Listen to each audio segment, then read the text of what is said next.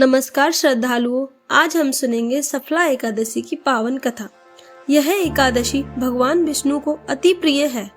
कहा जाता है कि इस दिन कथा सुनने और व्रत रखने से जीवन के सारे दुख धीरे धीरे समाप्त हो जाते हैं। तो आइए मन को शांत करके सफला एकादशी की कथा आरंभ करते हैं। एक बार भगवान कृष्ण बोले, हे युधिष्ठिर, मैं दान, स्नान, तीर्थ, तप इत्यादि शुभ कर्मों से शीघ्र संपन्न नहीं होता हूँ। एकादशी व्रत करने वाला मुझे प्राणों के समान प्रिय लगता है। पौष मास के कृष्ण पक्ष की एकादशी का नाम सफला है। सब कार्यों को सफल बनाने वाली है। इसमें नारायण जी की पूजा होती है। ऋतु अनुसार फल, फूल तथा धूप दीप इत्यादि का पूजन करना चाहिए। महामत्य की कथा भी कहता हूँ, प्रेम से सुनो। चंपावती नगरी में महेश्यमान नाम का राजा राज्य करता था। उसके 4 पुत्र थे। बड़े पुत्र का नाम लुम्पक था। वह बड़ा दुराचारी था। मांस, मदिरा, पर स्त्री गमन, वैश्याओं का संग इत्यादि कुकर्मों से संपूर्ण था। पिता ने उसे अपने राज्य से निकाल दिया। वन में एक पीपल का वृक्ष था जो भगवान को भी प्रिय था। सर्व देवताओं का कीड़ा स्थल भी वही था।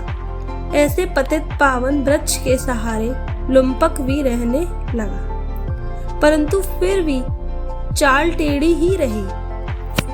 पिता के राज में चोरी करने चला जाता था। पुलिस पकड़कर छोड़ देती थी। एक दिन पौष मास के कृष्ण पक्ष 10वीं की रात्रि को उसने लूट मार अत्याचार किया और पुलिस ने वस्त्र उतारकर वन को भेज दिया। बेचारा पीपल की शरण में आ गया। इधर हेमगिरी पर्वत की पवन भी आ पहुंची। लुम्पक पापी के सब अंगों में गठिया रोग, हाथ पांव अकड़ गए। प्रातः सूर्योदय होने के बाद कुछ दर्द कम हुए। पेट का गम लगा। जीवों के मारने में आज असमर्थ था और न वृक्ष पर चढ़ने की शक्ति थी। नीचे गिरे हुए फल बीन लाया और पीपल की जड़ में रखकर कहने लगा, हे प्रभु, वन फलों का आप ही भोग लगाइए। मैं अब भूख हड़ताल करके शरीर को छोड़ दूंगा। मेरे इस कष्ट भरे जीवन के मृत्यु भली है। ऐसा कहकर प्रभु के ध्यान में मग्न हो गया। रात्रि भर नींद न आई। भजन कीर्तन प्रार्थना करता रहा, परंतु प्रभु ने उन फलों का भोग न लगाया। प्रातः काल हुआ तो एक दिव्य अवश्य आकाश से उतरकर उसके सामने प्रकट हुआ और आकाशवाणी द्वारा नारायण जी कहने लगे, तुमने अनजान में सफला एकादशी का व्रत किया। उसके प्रभाव से तेरे समस्त पाप नष्ट हो गए। अग्नि को जानकर या अनजाने हाथ लगाने से हाथ जल जाते हैं, वैसे ही एकादशी भूल कर रखने से भी अपना प्रभाव दिखाती है।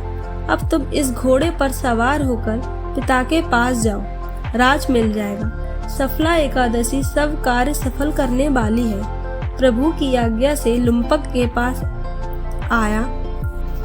पिता उसको राजगद्दी पर बैठाकर आप वन में तप करने चला गया। लुम्पक के राज्य में प्रजा सब एकादशी व्रत विधि सहित करती थी।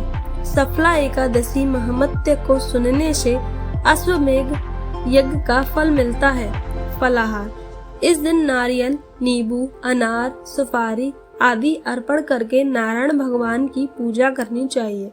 इस दिन तिल और गुड़ का सागार लिया जाता है। बोलो एकादशी मैया की जय, भगवान विष्णु की जय। अब हम जानेंगे सफला एकादशी पूजा व्रत विधि। एकादशी के दिन प्रातः काल स्नान करके स्वच्छ वस्त्र धारण करें।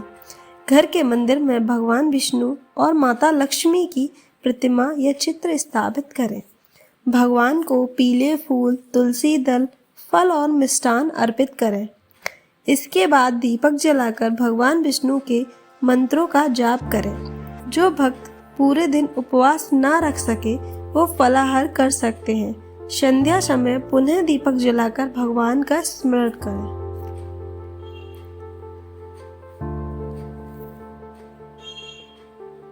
शास्त्रों के अनुसार एकादशी के दिन सत्य बोलना, मन को शांत रखना और भगवान विष्णु का नाम जप करना चाहिए। इस दिन झूठ और गलत विचारों से दूर रहना उत्तम माना गया है। एकादशी का व्रत केवल शरीर नहीं, मन और आत्मा को भी शुद्ध करता है। सफला एकादशी का पारायण कब करें?